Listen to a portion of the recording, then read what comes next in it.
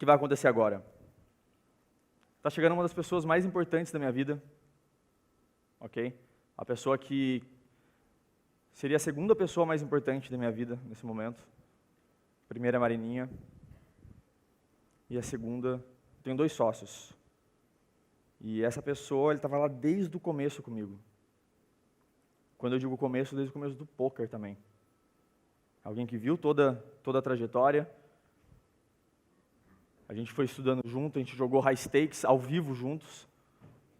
Então, um cara que começou, a história dele é muito incrível. Ele, com 16 anos, ele falou ele era o filho mais novo, aí a mãe dele falou o seguinte, e ele estava começando a jogar poker numa época sonho, numa época onde as pessoas não sabiam jogar poker, era muito fácil você ganhar dinheiro naquilo.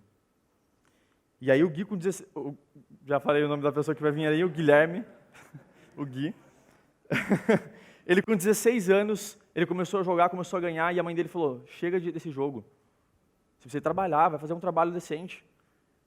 E aí ele pegou e olhou para ela e falou, mãe, se até o final do ano eu não pagar o meu colégio, eu vou trabalhar e largo isso. Então ele no segundo colegial, ou terceiro colegial, ele se comprometeu, e no final do ano, no meio do ano, ele foi e pagou o colégio dele inteiro à vista. Com dinheiro do poker. Uou. E ok, então a carreira do Gui começa ali. Desbravando o mundo do poker, a gente aprendendo junto. Ele era o cara que eu recorria, muitas vezes, na minha caminhada, sozinho para o mundo do high stakes. Por mais que ele jogasse um jogo mais barato online, o mindset dele, a evolução dele, era impressionante. É um dos caras mais gênios que eu conheço. E foi por isso que, quando eu tive essa visão, foi a primeira pessoa que passou na minha cabeça, junto com a Marina. Preciso convidá-lo para esse novo mundo. Preciso convidá-lo para esse novo mundo, porque eu preciso dele. Ele não sabe nada de empreendedorismo, naquele momento, era jogador de poker, assim como eu. E ele não hesitou. Ele falou, Goff, estou com você, irmão. Eu acho que ele vai até comentar, falou assim, Goff, ele até fala, brincar hoje em dia, Goff, a sua ideia era uma merda, cara. Eu não acreditei em nada, mas eu acreditava em você. Eu acreditava em você. E é por isso que eu aceitei. Um cara desse, ele é mais do que irmão, ele é... ele fica nos bastidores muitas vezes. Quem aqui conhece o Gui? Ele fica muito nos bastidores, mas tudo que a gente está construindo seria também impossível sem o Guilherme. Um dos maiores empreendedores do Brasil, tenho o maior orgulho de falar isso hoje em dia, não é porque é meu sócio. Growth Hacker, ou seja, ele focado no crescimento de um negócio, ele sabe exatamente as métricas, os detalhes que estão acontecendo nos bastidores. E uma das grandes missões do Gui é cortar bullshit do mercado, que automaticamente é a minha também. É você falar por A mais B por que isso funciona e isso não funciona. E uma pessoa, para viver isso, para viver essa arte, ela tem que ter uma capacidade de adaptação, uma capacidade de realmente focar inacreditável. Então, eu tenho um orgulho gigantesco de tê-lo do meu lado. Foi o tiro mais certeiro que eu dei. Já dei alguns tiros interessantes. Mas eu ter entendido que ele era a pessoa foi o tiro mais certeiro que eu dei. E tê-lo ao meu lado é uma grande honra. E por isso, Gui, eternamente grato por você. Eternamente grato por você estar comigo nessa jornada. E está colhendo os frutos agora. Eu diria que o Gui está desenhando para ser... A mentalidade dele já está focada em ser o maior growth hacker do mundo. É difícil, é uma caminhada longa. Mas se tem alguém que sabe aprender de forma rápida, de forma eficaz, de forma eficiente, esse alguém é Guilherme Cardoso!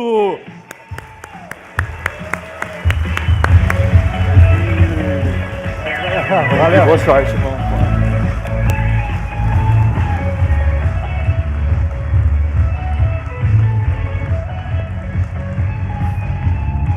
Fala, pessoal. Eu fiquei bonito nessa imagem aí, hein? Pô, cadê o meu... Só faltou o meu slide aí, onde está? Tá aqui? Esse aqui, né? Verdinho que passa aqui, beleza. E aí, pessoal, bom dia. Todo mundo animado aí? Beleza, então vamos embora. Então, depois dessa apresentação aí, o Golf acabou falando um pouco da minha história aí no poker e acabou até dando um spoiler aqui. Uma parte da minha palestra era realmente contar essa história, né? Mas vamos lá.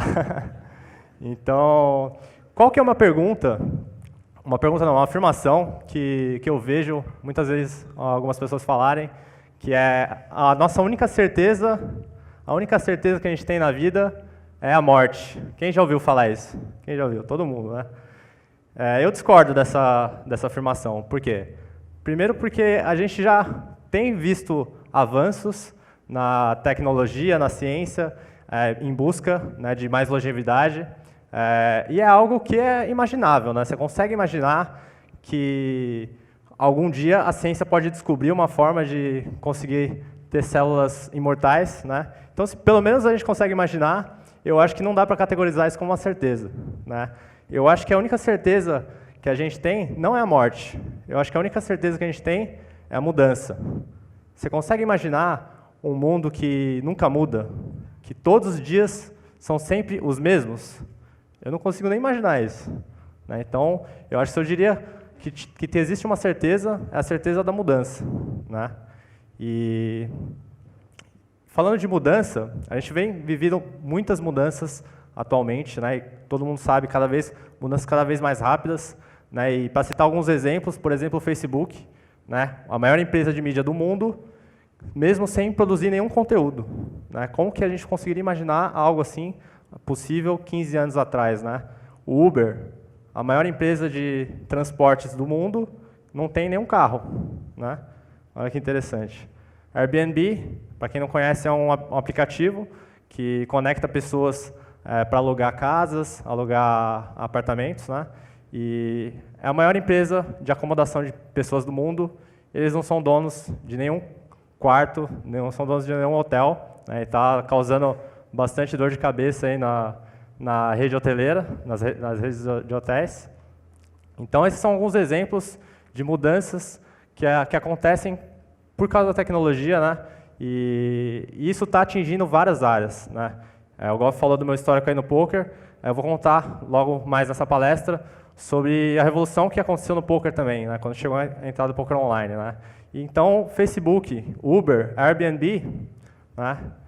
A escola e a faculdade, as maiores instituições do mundo, né, de educação, mesmo sem ensinar ninguém com eficiência, né? Então, tem algumas coisas que precisam mudar ainda, né? Então, até o Justin Bieber já mudou, já, né? Então, é verdade, tá com algumas músicas boas, viu, cara? Quem gosta aí do Justin Bieber? Ninguém? Pô, só eu, cara, só eu com a mão levantada aqui. Que vergonha, beleza. Então... Eu vou deixar um vídeo aqui, bem legal do Bruce Lee. Quem já assistiu vai reconhecer ele só pela essa imagem. Mas vamos lá. Acho que está sem som aí. Vou voltar.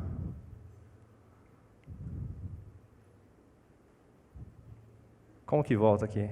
Estou apertando. Opa, adaptação. Preciso me adaptar aqui ao negócio. Alguém me ajuda aqui? Para voltar? Opa! Vamos lá, tem um vídeo. Opa, voltou. Vamos lá. Vai lá. Be formless, shapeless, like water. Now you put water into a cup, it becomes the cup. You put water into a bottle, it becomes the bottle. You put in a teapot, it becomes the teapot. Now water can flow, or it can crash in water, my friend. Like that. I get the. What I'm saying is actually, you see, I mean, it's a combination of both. I mean, here is the natural instinct, and here is control. You are to combine the two in harmony. Not if you have one to the extreme, you will be very unscientific. If you have another to the extreme, you become all of a sudden a mechanical man, no longer a human being. So it is a successful combination of both. Animal, né?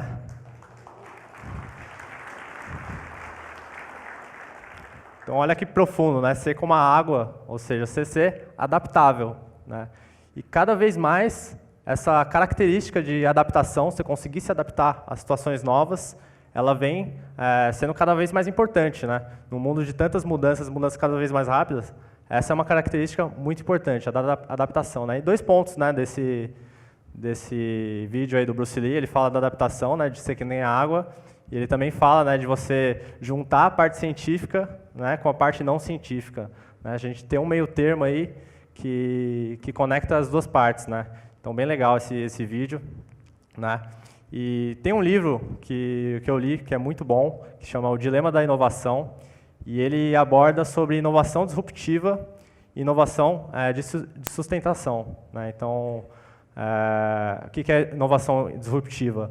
Ela é como se fosse um ponto fora da curva, né, que no começo de uma inovação disruptiva, ela não atinge o público exatamente de uma empresa grande. Então, por exemplo, uma empresa grande, ela vai investir naquilo que o consumidor dela tem interesse. Então, ela vai ouvir os clientes, ela vai ouvir aquilo que tem bastante gente interessada, né? Então, quando vem uma inovação disruptiva, no começo, ela não gera interesse para esses clientes que essa empresa grande está atingindo.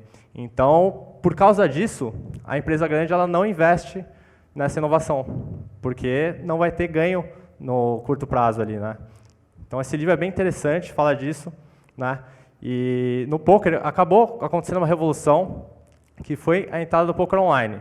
Então, antigamente, o poker era só jogado ao vivo, né? Então, no ao vivo você precisa ter cartas, você precisa ter fichas, você precisa ter baralhos, você precisa ter a mesa, e você precisa ter as pessoas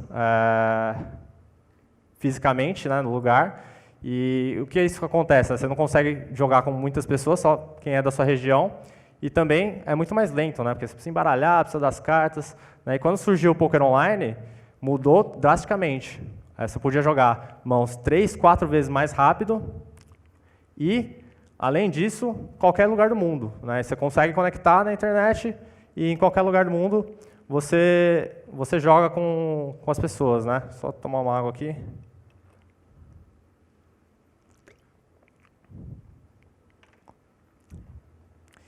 E o que aconteceu depois disso? O perfil do jogador de pôquer, antigamente, era um perfil mais velho, né? Então você vê aí, por exemplo, hoje em dia, um jogador profissional jogando várias mesas ao mesmo tempo. Então, além de ser mais rápido, ser 3, 4 vezes mais rápido para jogar uma mão no poker online, você consegue jogar 12 mesas, né, ao mesmo tempo. Então, 12 mesas ao mesmo tempo, 3, 4 vezes mais rápido, né, para arredondar, 50 vezes mais mãos por hora, né? Então, imagina quanto que o poker não evolui, a parte estratégica, por causa de tantas mãos que a gente consegue jogar, né? Então, o perfil do jogador de poker, antigamente, era um cara mais velho. Por quê? Porque você precisava ter anos de experiência. Precisava ter 10 anos de experiência, 15 anos de experiência, para você se tornar profissional, né? A partir do momento que chegou o poker online, você consegue aprender muito mais rápido, né? 5, 10, 50 vezes mais rápido, né? Então, um cara como o Doyle Brunson, é uma lenda do jogo, ele não conseguiu acompanhar essa evolução, né? Então, o perfil do jogador de poker, como eu falei, era um cara mais velho, né? Ele passou a ser um cara mais novo, mais bonito, solteiro, né? Então, ele passou...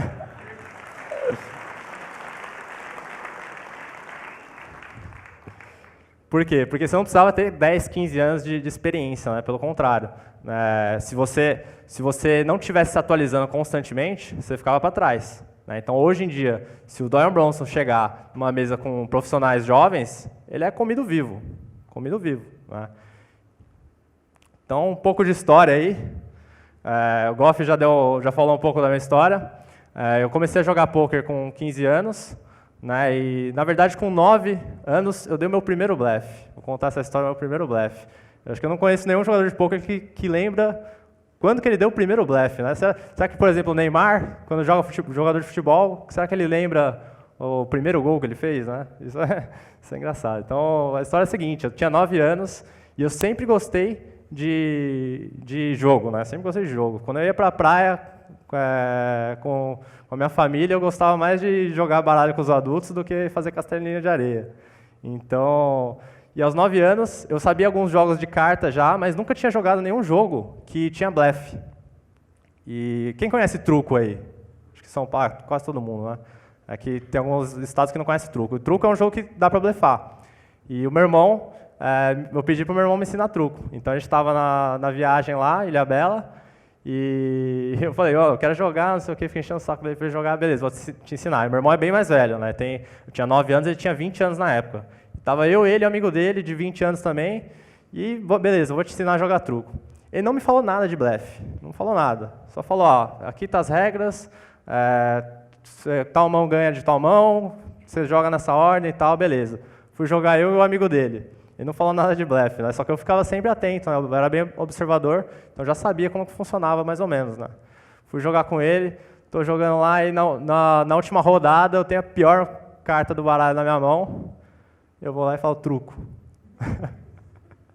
Eu truco. Aí o amigo dele ficou pensando. Eu não vou não. E saiu. Aí eu fiquei lá com a carta, a pior carta que existe no truco, lá com a carta na mão. Perguntei pro meu irmão, eu posso mostrar? Ele, não, se você quiser, você não precisa mostrar. Se não quiser mostrar, você não. Não, mas eu quero mostrar. O melhor do blefe não é você dar o blefe, não é você ganhar a rodada, é você humilhar o adversário. Então, não, eu quero mostrar. Eu já com 9 anos já tinha percebido isso. Eu cheguei, mostrei o blefe, passou a viagem inteira tirando sarro do amigo dele, porque ele fala, o moleque de 9 anos tinha acabado de aprender o jogo, né? Então, beleza. Então, teve essa história com os 9 anos, e aos 15, eu conheci o poker. Né? Eu ouvia falar e tal, mas nunca tinha tido contato. E eu tive contato através do poker online. Vi meu irmão jogando lá, novamente pedi para ele me ensinar as regras ali, e comecei a jogar. Né? E com 15 anos, jogando poker online, você deve estar pensando, né? Pô, mas não é para 18, né? Ontem o Murilo falou que tinha, o Murilo Gun falou que tinha um site de mulheres nuas lá, né, que tem a pop-up lá, fala, você tem mais de 18, sim ou não? Eu cliquei sim para jogar, né, então, beleza, então dei o meu jeito ali para conseguir jogar menor de idade, e com 16 eu me tornei profissional, né, e aqui eu contaria a história, mas vou repetir, que o Goff já contou. Minha mãe não queria. Como assim? O filho vai ser... Tá aqui a minha mãe. Aqui, Como assim, meu filho...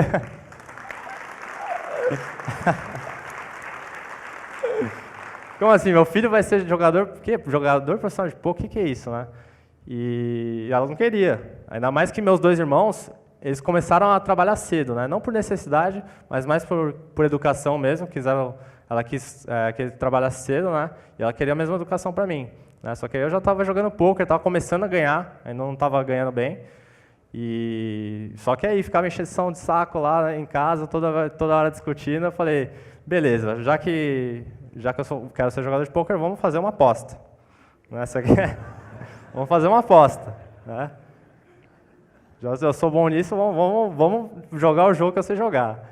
E aí eu apostei com ela. Falei, beleza, mãe, se eu até o meio do ano, passar as férias, eu não estiver pagando meu colégio com o dinheiro do poker, eu começo a trabalhar. Beleza, aceitado.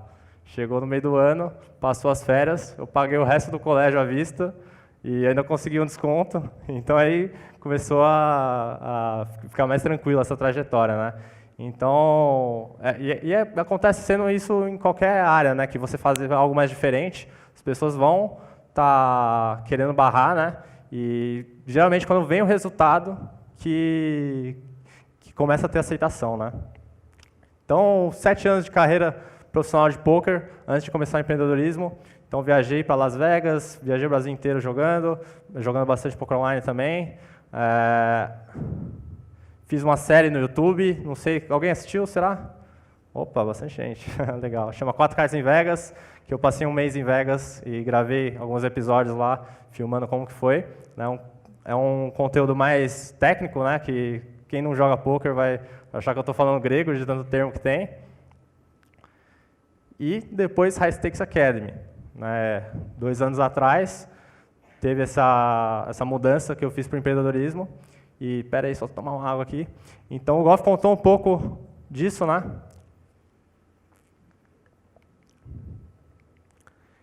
Que eu comecei na High Stakes Academy. Hoje eu sou diretor de crescimento. E mesmo sem empreender, eu consegui me adaptar ao empreendedorismo. E aqui nessa palestra eu vou ensinar algumas coisas, algumas técnicas, algumas que eu aprendi no poker também, que me ensinaram a ter um mindset de adaptação, né? Como conseguir se adaptar às situações. Então, Growth Hacking é um novo modelo de marketing, né? Então, a gente falou um pouco de faculdade. Hoje, vocês conseguem imaginar uma faculdade de mídias sociais? Imagina, se existisse uma faculdade de 5 anos de mídias sociais, o que ia acontecer? Você entrar na faculdade, no primeiro ano você aprender sobre Snapchat, sobre Facebook, você chegar no 5º ano nem existe mais as mesmas coisas. Então, o que acontece? O modelo de faculdade, ele depende que as coisas não mudem, né? Porque se as coisas mudando constantemente, o que você aprende um ano, você não consegue ter uma grade curricular de 5 anos que vai se manter por esse período, né? Então, no poker aconteceu isso também. Então, eu tinha que estar constantemente me adaptando às novas estratégias. Então, não existe um conceito fechado, né? O Growth Hacking surgiu de uma necessidade assim também, no marketing. São conceitos que você tem que estar se adaptando constantemente. Então, essa mudança do Facebook, Snapchat, não sei o que, essa loucura. Então, se você não estiver se atualizando constantemente, você fica para trás, né? E o marketing tradicional, o marketer tradicional, ele não necessariamente está atento 100% a isso, né? E o Growth Hacking surge disso, né? Surge do Sean Ellis, que é um executivo do Dropbox, que ele viu essa necessidade e fez um post, um artigo que ficou bastante popular sobre Growth Hacking e surgiu isso, né? Fazer uma comparação do poker com o xadrez, né? O xadrez, ele é um jogo que você consegue ver todas as peças. Você não sabe exatamente a estratégia que seu adversário está tendo, mas você consegue ver todas as peças. No poker, não. No poker, além de você não saber a estratégia, você tem que adivinhar o que o cara tem. Você não sabe quais são as peças do jogo. E na minha opinião, a vida está mais se aproximando do poker do que do xadrez nesse sentido. Porque cada vez com mais mudanças, você fica mais no escuro. Você precisa tomar decisões e se adaptar a situações que você desconhece, né? E chega um conceito muito interessante que chama níveis de pensamento, que é um conceito que eu aprendi no poker, que é para você ter mais empatia.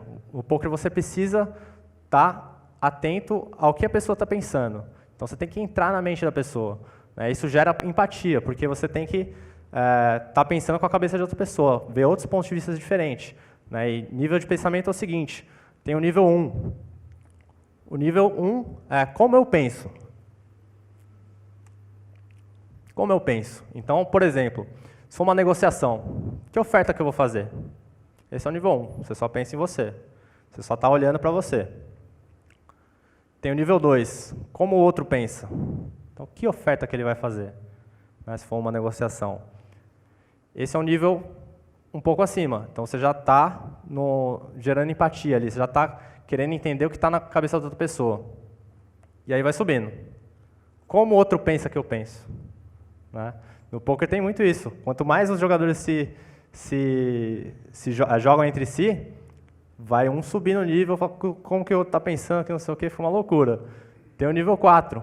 Como o outro pensa, que eu penso que ele pensa. Olha lá, começou, já fica mais doido, né?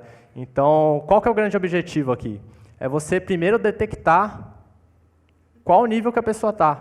Então, se você vai fazer uma oferta de negociação, às vezes a pessoa não está nem pensando qual que você vai oferecer, né? Ela só está pensando no dela. Então, basta você estar no nível 2. Né? Você só precisa pensar o que ela está pensando. Né? Então, pensando aqui, rapidamente. Então, primeira coisa, né, identificar o nível. Né? E depois, você ficar exatamente um nível acima. Exatamente um nível acima. Por quê? Pensa no seguinte. Eu só penso com a minha própria cabeça. Tá? Eu só estou pensando na minha oferta. Você vem e pensa, o que ele vai estar pensando que eu vou oferecer? Mas ele nem está nesse nível. Então, a decisão que você vai tomar, se você se basear nisso, vai ser uma decisão errada. Você vai estar tendo conclusões erradas. Então, você tem que ficar exatamente no nível acima. Se você ficar no mesmo nível, ninguém vai ter vantagem. Se você ficar exatamente no nível acima, você tem exatamente a vantagem, né? E falando de inovação também, né, tendências, acaba sendo um pouco disso também, né? Se você ficar uma tendência muito à frente, acaba não tendo resultado ainda. Então, você ficar exatamente uma tendência à frente, né? Tem uma metáfora bem interessante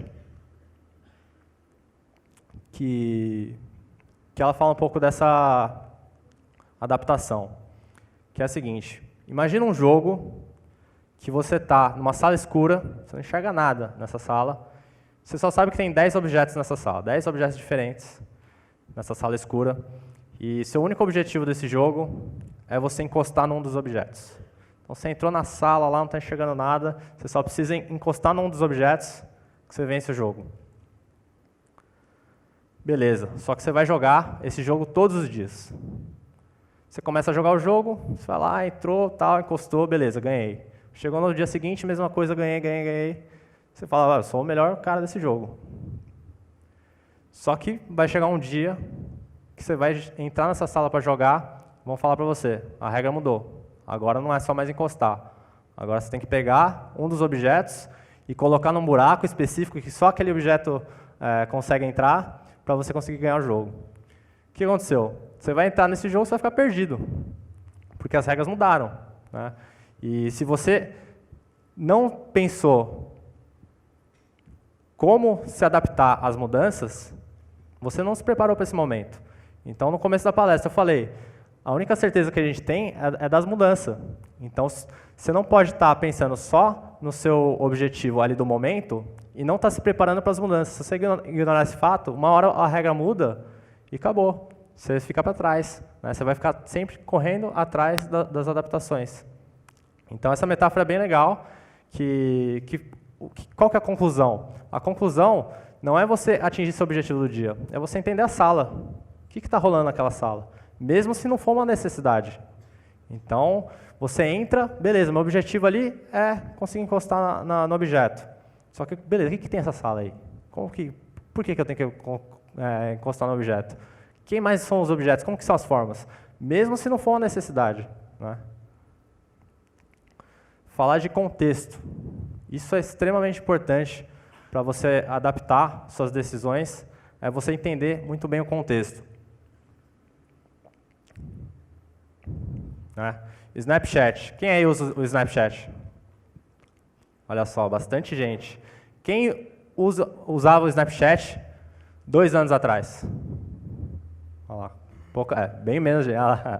Bem menos gente, né? Quem já ouviu falar do Snapchat ser um aplicativo de mandar nude? Quase todo mundo, né? Antigamente eles tinham muito essa fama, né, de mandar nude. O Snapchat ele cresceu muito no público jovem também, não só nesse público de mandar nude, mas também no público jovem que queria ter um aplicativo de mensagens que não ficasse rastro. Então, a mãe desse jovem, o pai desse jovem, ficava fuçando no celular dele. Então, se ele tivesse um aplicativo que não deixasse rastro, ele ficava livre, podia mandar mensagem como ele quiser, né? Então, gerou bastante crescimento no Snapchat por causa desse público. Só que o que acontece? O contexto do Snapchat antigamente era só para esse público e para o público do nude, né? E se você perguntasse, se eu fizesse essa mesma pergunta do Snapchat para a mesma plateia 2 anos atrás e falasse, quem aqui acha que vai estar usando o Snapchat daqui 2 anos? Acho que quase ninguém ia levantar a mão. Porque o que acontece? A maioria das nossas decisões acabam sendo projetadas com o mesmo contexto. Se você pegar o contexto do Snapchat e falar, olha, nesse contexto do Snapchat, se o Snapchat continuar nesse contexto, eu não vou usar o Snapchat. Só que você não pode tomar essa decisão assim, porque o contexto ele muda. Então, a partir do momento que entra várias celebridades, várias pessoas, vários amigos no Snapchat, o contexto dele mudou. Então, se você quer projetar, entender se você vai usar algo ou não, né, se você vai estar fazendo algo ou não, você tem que entender o contexto, a mudança de contexto. Primeiro pensa, pô, beleza, isso aqui atualmente não me faz sentido, mas será que se mudar de contexto vai fazer? Então, eu faço até uma brincadeira, né? Sua mãe vai estar usando o Snapchat daqui a pouco. Né? Quem aí nunca imaginou que sua mãe e seu pai ia estar usando o Facebook, por exemplo? Hoje é a coisa mais normal. Me levanta aí. Quem já imaginou? Olha só. E hoje em dia é a coisa mais normal do mundo. Por quê? O contexto mudou. A partir do momento que todos os amigos da sua mãe, todo mundo está usando o Facebook, ela vai querer estar também. Né? Então, o contexto muda o jogo também. Então, meu Snapchat é Guinho66. Quem que segue aí? Opa, bastante gente, legal. Né? Falar de ganhos indiretos. Deixa eu só ver qual que é a beleza. Então, volta aqui. Então, ganhos indiretos. Se você tem um sonho, por exemplo, de viajar o mundo, qual que é a forma mais comum de você atingir esse sonho? Você ganha muito dinheiro, compra suas viagens. Essa é a forma mais normal. Né? Só que não é a única forma. Essa é uma forma direta, é um ganho direto. Você comprou dinheiro, comprou a viagem. Existem também formas indiretas. Se você tem um trabalho remoto, por exemplo, você consegue trabalhar de qualquer lugar do mundo. Você não precisa parar de trabalhar para viajar. Você pode viajar em função do seu trabalho. Se você tem um trabalho que exige você viajar muito, essa também é uma forma de você conquistar esse objetivo. Então, a melhor estratégia, ela não é ganhar sempre. A melhor estratégia é você se posicionar para a vitória, para grandes vitórias. Nem sempre você consegue ganhar de forma direta. Nem sempre você vai conseguir atingir o seu objetivo da forma mais direta. Você vê muita gente falando de sorte, né? Então, por exemplo, imagina uma pessoa que viaja o mundo e tem essa possibilidade de viajar o mundo trabalhando. Outra pessoa vê essa situação e fala, cara, tem sorte. Beleza, você consegue viajar o mundo, mas você tem sorte. Seu trabalho aí, você consegue fazer isso. Mas o que aconteceu, na verdade, ela se posicionou para ganhar, para ter um ganho maior. Ela teve esse posicionamento para um ganho maior. Né? Ela mudou o contexto dela para poder gerar esse ganho. Né? Falar de como tomar melhores decisões. Né? Então, a gente falou de contexto, falou de adaptação e de decisões. Como que a gente toma melhores decisões? Decisões voltadas para o longo prazo. O Goff fala bastante disso e tem uma pergunta que eu sempre me faço quando eu vou fazer uma decisão importante, que é a seguinte: qual jogo eu estou jogando? Qual jogo eu estou jogando?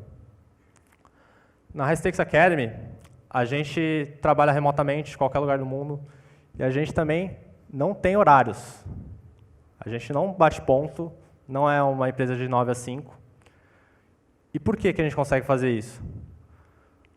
A maioria das empresas, elas estão num jogo de contagem de horas. Como fazer os trabalhadores trabalharem mais. Né? Esse é o jogo delas.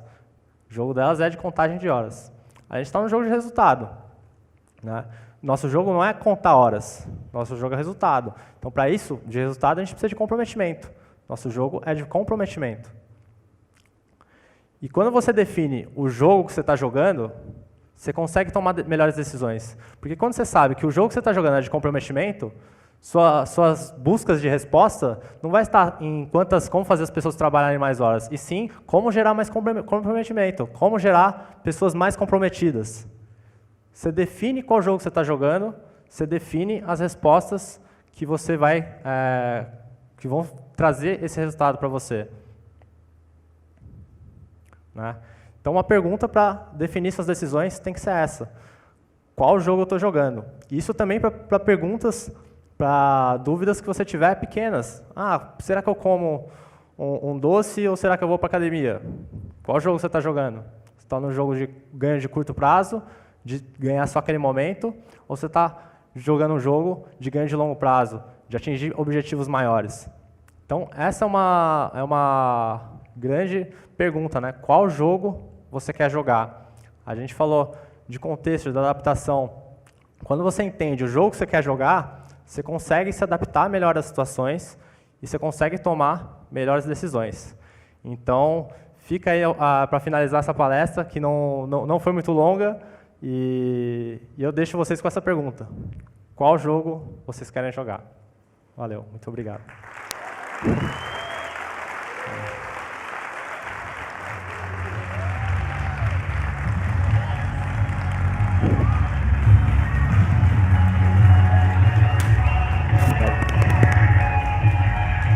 papo ou não? Bora! Vamos bater um papo com o Gui também ou não? Entender um pouco mais dessa mente aí. Beleza. Primeira palestra da vida, hein, pessoal? Então... Aí sim.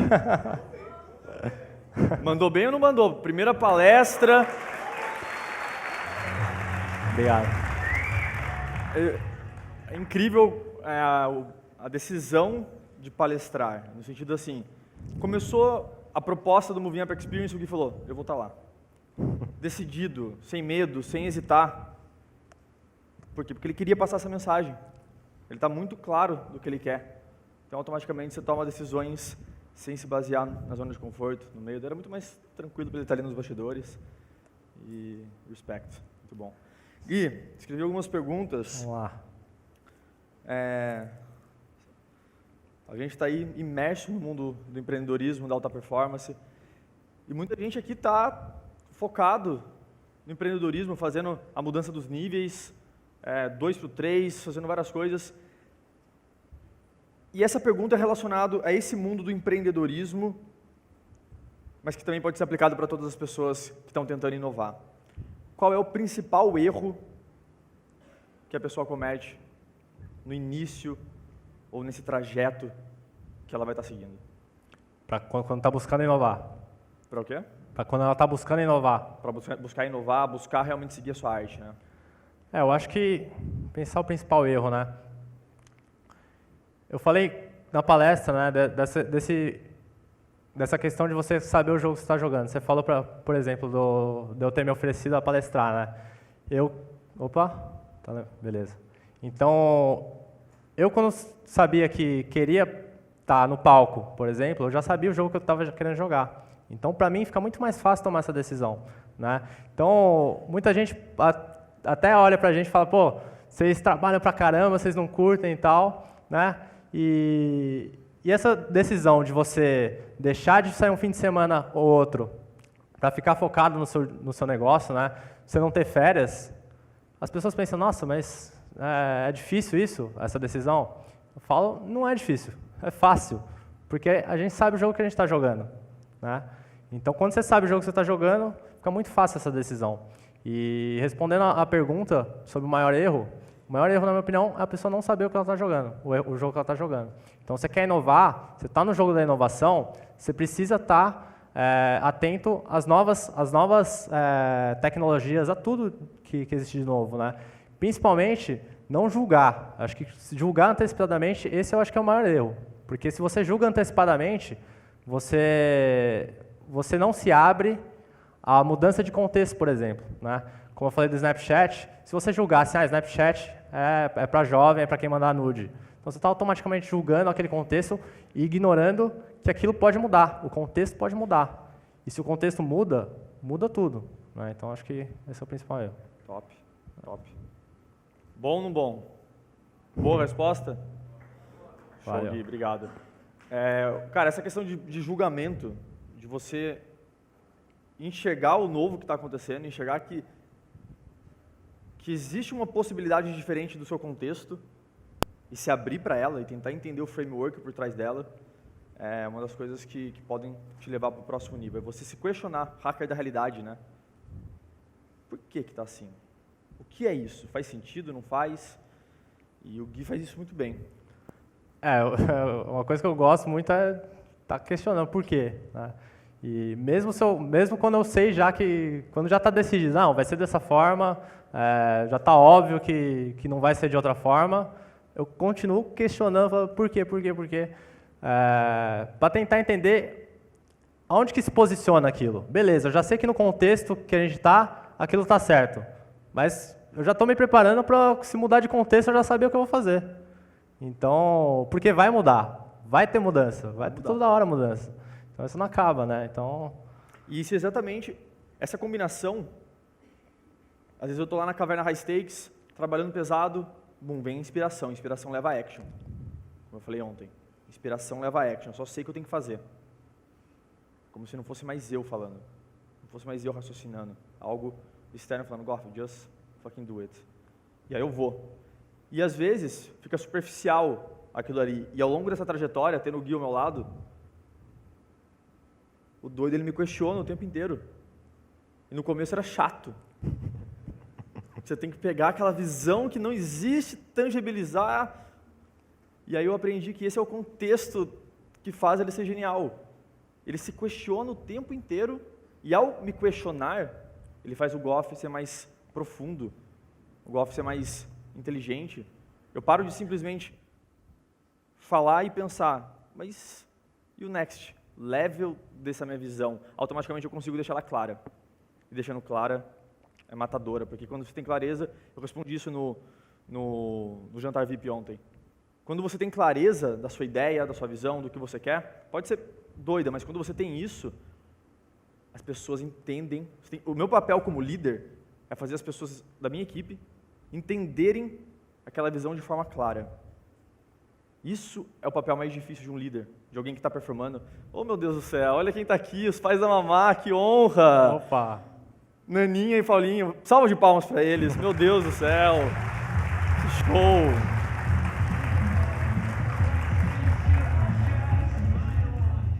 Incrível, os dois, eles... Sem vergonha, Naninha. Marininha e Naninha. Os dois, desde a época do poker. Imagina isso, né? Eu e a Marina, 16 anos, eu fazendo a transição de estudante para jogador de poker, e eles me apoiando desde o início. Como é loucura, né? Minha filha está namorando um vagabundo, jogador de carta, e não, lá, dia após dia.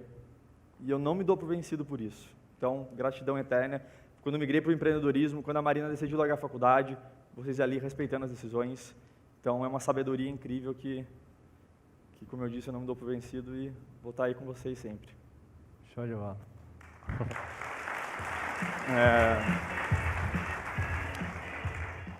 E só retomando essa questão aí que o Goff falou, né, de questionar, tem que tomar um pouco de cuidado também para o questionamento não barrar a action. Tem um conceito que eu falo que é do cético corno. Por que cético corno? É aquele cético que ele é o último a saber. O corno é sempre o último a saber. O cara que questiona demais e exige muita explicação para tomar action, ele deixa de aprender com a action. Às vezes a resposta não vai vir de você estar questionando, de você estar tentando estudar exatamente. Vai vir na action. Então, se você tem muitas exigências para se botar em action, você acaba não aprendendo muita coisa. Então, quando existe algo novo, uma grande inovação, ela demora um tempo para mostrar que dá resultado, só que ela demora muito mais tempo para mostrar para ser provado aquele resultado. Então, às vezes, o resultado ela vem antes da prova. Então, sei lá, um medicamento, por exemplo. Medicamento, a partir do momento que o medicamento está feito, ele já vai dar o resultado ou não. Só que leva vários anos para você aprovar o medicamento e tal. Então, trazendo isso para a performance, você está sempre testando as coisas com você. Por exemplo, trabalhar em pé, tem vários estudos sobre isso, mas e se não tivesse? Quer dizer que a gente não poderia descobrir isso e testar nós mesmos, então o cético corno ele vai falar, trabalhar em pé? Onde tem prova isso aí? Cadê? Me mostra. E na vida nem sempre você vai ter estudos de tudo, você não vai ter sempre pessoas te provando as coisas, ainda mais com tantas mudanças. Então surge uma nova rede social, não vai ter prova que o investimento vai valer a pena. Ou aquele livro que eu citei na palestra no Dilema do Inovador, surge de um grande problema das empresas que elas não conseguem inovar, investir mais em inovação, porque para você investir num novo projeto, você tem que provar o resultado daquilo. De onde que vai vir o resultado? Então, separar um pouco do seu tempo ou da empresa, separar um pouco do seu trabalho para simplesmente aprender, para tentar entender o que está acontecendo através da action, não só através do estudo. Então, as duas coisas, unir as duas coisas e não exigir essa tanta coisa que pode barrar a sua action. Perfeito, muito bom. É um complemento essencial, porque na verdade eu falo isso é exatamente o que barra a pessoa. Questionar é contraditório, ela questiona demais algo que ela sentiu. É por isso que quando você está muito intuitivo, seria através de meditação. A meditação ela te dá esse poder de você ficar com você e simplesmente sentir. E na hora que você sente, você vai forte e vai fazer. Aí você busca as explicações, as suas próprias explicações, vai conversar com mentores, vai conversar com tudo. Então, a inspiração pela action, muito bom complemento. E uma última pergunta, Gui, você falou muito de aprender, uma das características mais evidentes em você é aprender rápido. O Gui já foi videomaker, já foi editor de vídeo, já foi instalador de servidor, tudo na empresa, lá no começo, guerreiro, fazendo acontecer. Enquanto eu estava lá focado nos estudos, focado em muita coisa. E como que as pessoas podem pegar essa habilidade? Você tem algum tipo de framework, alguma coisa passo a passo que você utiliza e que eles poderiam utilizar para aprender algo rápido, de forma eficaz e não se apegar a alguma bullshit, né? Porque quando você aprende muito rápido, você fica muito superficial. Como que você faz isso? Isso que você falou, né? No começo da High Stakes Academy, eu fui passando por várias áreas, né?